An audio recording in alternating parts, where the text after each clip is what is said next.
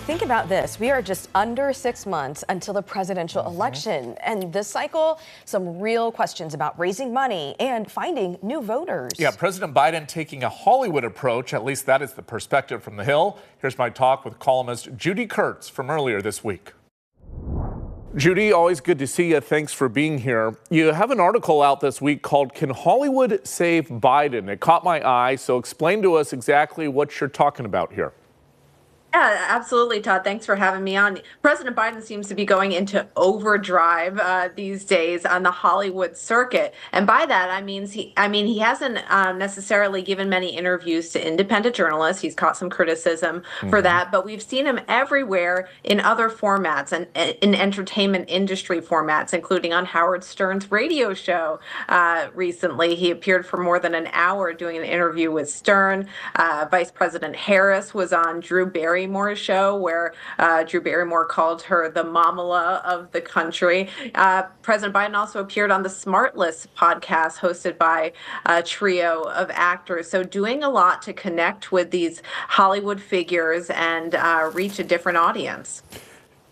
It's really no secret that a lot of Hollywood tends to lean left. Do you think support from that crowd really helps the president with independents or in swing states, areas he'll need to win in order to win another term?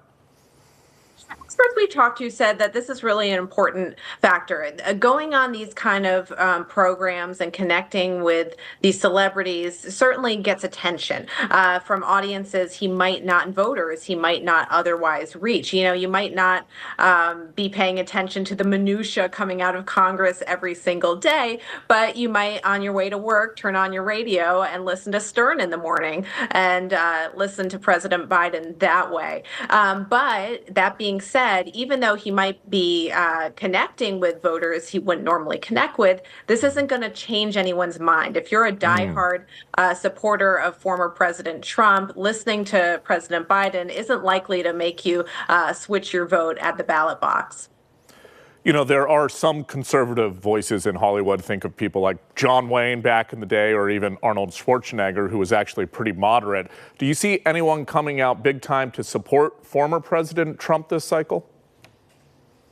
President Trump has not had as much celebrity support, but that's not unusual for Republican candidates. But some would argue that Trump was a celebrity himself, you know, having the Celebrity Apprentice franchise behind him. He really is the celebrity candidate, and he has tried to tap into Hollywood as much as he criticizes or may criticize Biden for doing so. He famously hosted Kim Kardashian in the Oval Office when he was president, hosted Kanye West in the Oval Office when he was president. So he has tried to find that Hollywood support, but so far this election year, he has not had any, you know, A-list celebrities, big name celebrities standing by him. Sure. Judy Kurtz with The Hill. Judy, thank you so much. Thanks so much, Todd.